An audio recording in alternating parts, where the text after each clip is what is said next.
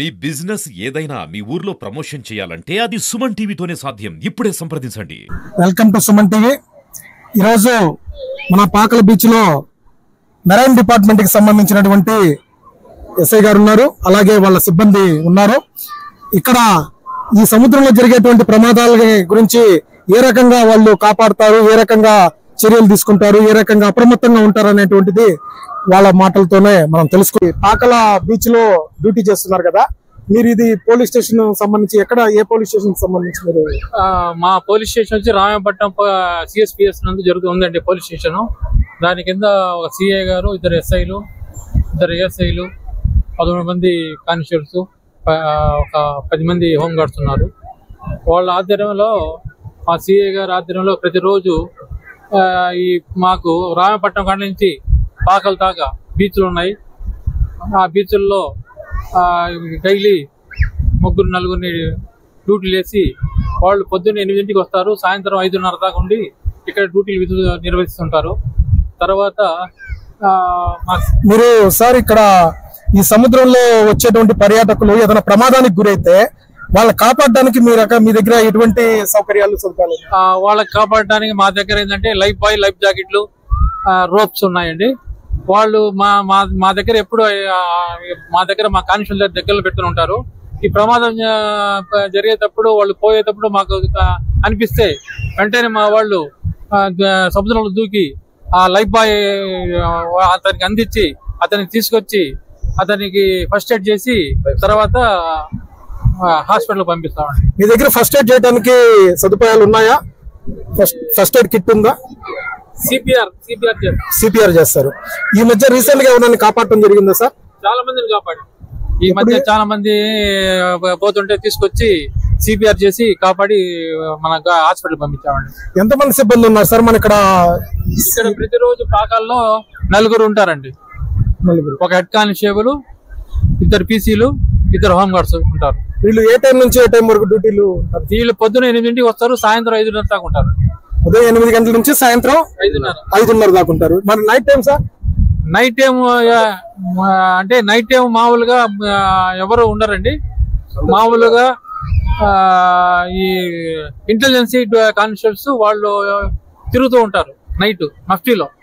వాళ్ళ సమాచారం వరకు ఏదైనా ఉంటే నైట్ ఏదైనా తిరణాలు కానీ లేకపోతే ఏదైనా జాతరలు కానీ చేసేటప్పుడు మా వాళ్ళు మేము డ్యూటీలు వేసుకుని ఉంటాం.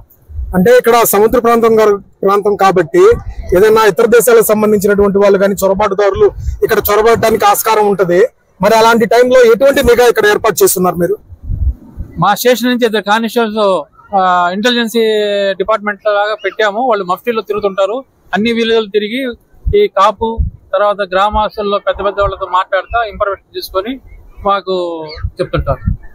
ఇప్పుడు ఈ గంజాయి డ్రగ్స్ అనేటువంటిది ఒక ఇదనేటువంటిది జరుగుతూ ఉంది. మరి ఇలాంటి ప్లేసుల్లో కూడా ఆ డ్రగ్స్ అనేటువంటిది బోట్లలో వెళ్ళి స్మగ్లింగ్ చేయడానికి కూడా ఆస్కారం ఉంటుంది.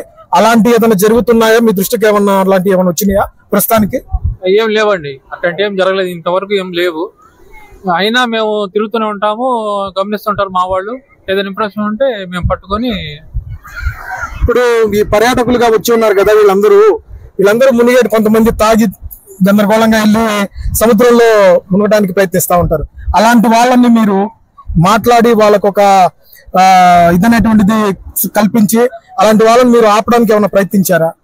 అతను మందు తాగి ఉన్నాడని మాకు ముందే కనిపెడితే అతన్ని కూర్చోబెట్టి అతనికి కౌన్సిలింగ్ ఇచ్చి, అబ్బాయి నువ్వు మునగడానికి లేదయ్యా, నువ్వు మందులో ఉన్నావు, నువ్వు వెళ్ళిపోమని పంపిస్తాం. అలాంటి క్రమంలో మీ మీదకి ఎవరన్నా అలా తాగినప్పుడు కానీ ఏదైనా మాట్లాడడానికి అలా ఏమైనా జరుగుతున్నాయా ఇక్కడ? శ్రీనివాస్ రెడ్డి సార్.